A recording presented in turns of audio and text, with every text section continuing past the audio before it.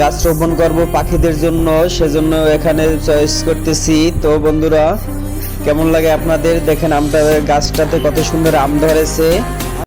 Hello everyone, welcome back to my channel. তো আপনারা কেমন আছেন? আমরা আলহামদুলিল্লাহ ভালো আছি। তো চলে আসছি আপনাদের সামনে আজকে ব্লগ নিয়ে। তো বন্ধুরা, আমি যাচ্ছি এবার মার্কেটে।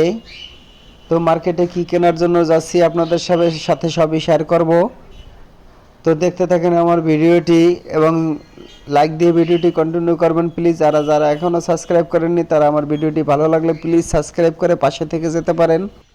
তো আমি আছি এখন বর্তমানে ঢাকা 11 রোড কাঁটাবনে। তো দেখেন মাছের অ্যাকুরিয়াম, কত সুন্দর সুন্দর অ্যাকুরিয়াম সাজিয়ে রেখেছে। তো মূলত আমরা এগুলো কেনার জন্য আসিনি, কী জন্য আসছি তো সেটা আপনাদের সামনে শেয়ার করতেছি।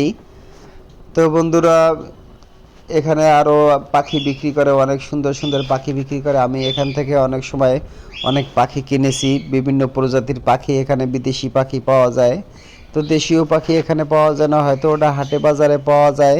তো সাথে থাকবেন বন্ধুরা। All the barricades, I wanna know why they hold me back. Need a miracle to break me through, but I won't get that. If I wasn't real one time. তো দেখেন বন্ধুরা, কেন আসছি আমরা মার্কেটে। তো মূলত আসছি আমরা জারবাতির জন্য। তো এই জারবাতি এখানে দুটো জারবাতি পছন্দ করেছি। তো এই যে দেখছেন, এটা পছন্দ করেছি, এটা 20,000 টাকা, আর এটা হলো 35,000 টাকা, একই ডিজাইন, শুধু ছোট বড়। তো বন্ধুরা, জারবাতি পছন্দ করে নিলাম। তো যখন সেটিং করব তখন আপনাদের সাথে শেয়ার করব। আমাদের বাসায় একটা পয়েন্ট রেখেছি জারবাতির। তো আরও এখানে অনেক জারবাতি আছে, আপনারা ইচ্ছা করলে ঠিকানা নিতে পারেন আমার কাছ থেকে।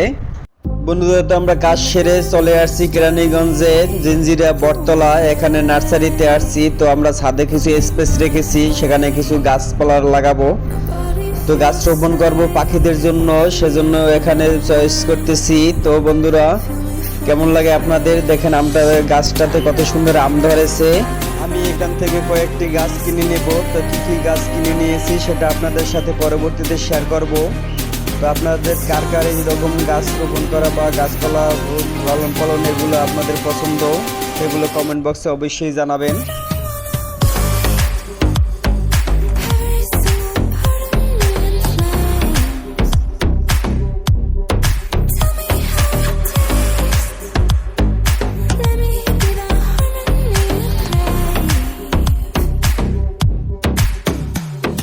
প্রিয় ভিউয়ার্স, আপনাদেরকে অসংখ্য ধন্যবাদ। তো এই ছিল আজকের মতো ব্লগ। সবাই ভালো থাকবেন, সুস্থ থাকবেন। আল্লাহ হাফেজ।